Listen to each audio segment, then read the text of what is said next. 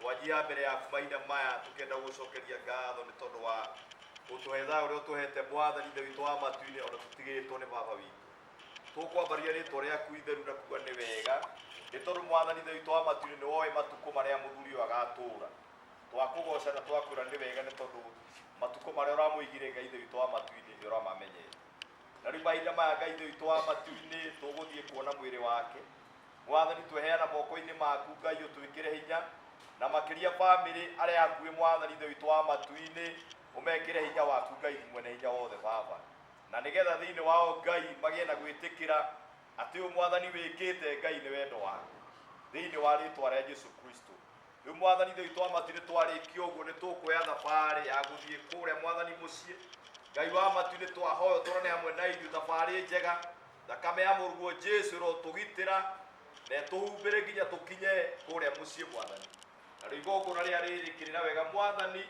umunogo ucio gucokerera thiini wa ritwa ria Yesu Kristo twahoera gucokia ngatho. Bishop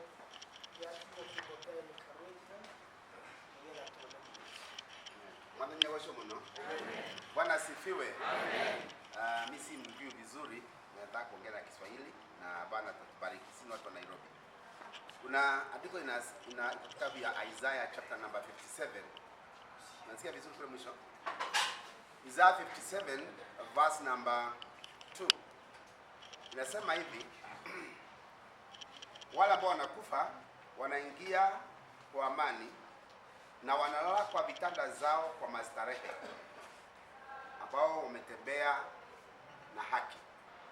Kama vile mzee amelala hapa siku ya leo kwa hii box, hata ukimwinua hawezi tingika hata kidogo. Na mara mingi wakati mtu anakufanga unasikia kingorota, unasikia kingorota hivyo, una normal death. Biblia inasema kwamba mtu anapokufa immediately kwa sababu ya mchoko, vile amekuwa akichoka hapa duniani, anaingia mara moja shwa mbinguni na anakuta kitanda chake cha mastarehe. Vile mzee amelala hapa physically, hii mwili wake mbinguni, hivyo ndivyo amelala kwa kitanda yake mastarehe. Unaona kwamba hakuna haja ya kuombea mtu akikufa kwa sababu hawezi kubali kurudi tena. Kwa maana immediately mtu anapokufa, kulingana na kitabu ya Isaiah chapter 57 verse number 2, anaenda mara moja anapokelewa mbinguni, alafu anakuta kitanda kizuri. Especially wale ambao wameokoka, wamejua Yesu Kristo, wanakuanga mahali pale, wanakamatwa na malaika watakatifu, wanalishwa vizuri mahali pale, wanangorota, wanakaa pale kwa sababu mchoko, vile wamechoka miaka mingi. Na sasa ikiangalia hii sanduku utakuta mzee amelala tu, hata mbinguni hivyo ndio amelala tu. Shida ni kwamba ikiwa wewe kujadiliana na Yesu, ukifika mbinguni hautakuwa na kitanda. It is very very serious. Unakuwa unatembea tu kila bahari kama Masai. Unatembea, unarudi chini. Nililanga kuna watu wakati mtu amekufa anakuja kushukua tu duniani, anaonekana kwa barabara, unamuona sama kwa shamba, unamuona kwa bedroom, kwa maana hakupata kitanda ya kustareheka ya kulala. So unapoenda mzee kuona mzee mahali hapa, nataka mtitie moyo kwa sababu yeye mwenyewe amestareheka, amepumzika, na mtu hiyo mlango inapofunguka hivi ya kwenda hakuna libasi. Sasa kusema hivi, watu wa familia mtitie moyo ndani ya Kristo. Mzee amelala, amepumzika, hata kupatia hana haja kwa sababu kule mbinguni kuna utele wa baraka. Na sisi ambao tunamsindikiza mzee siku ya leo, tujua kwamba kuna siku yetu tutafika.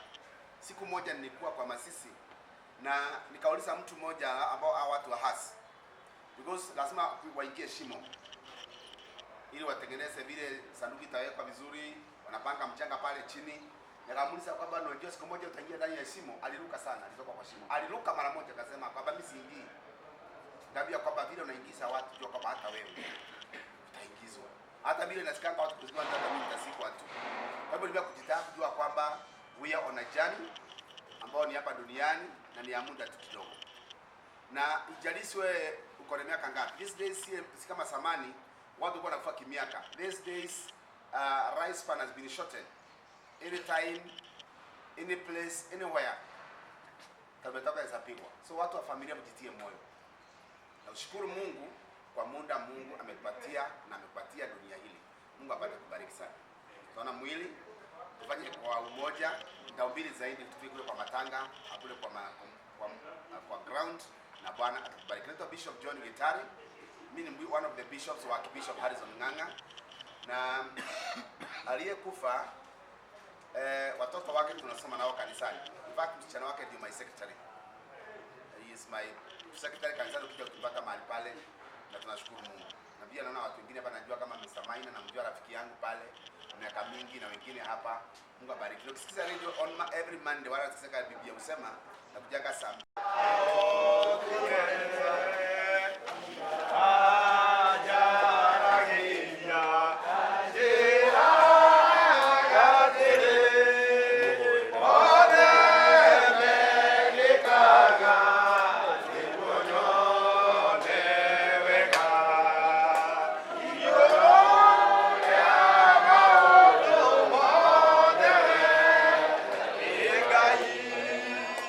Ega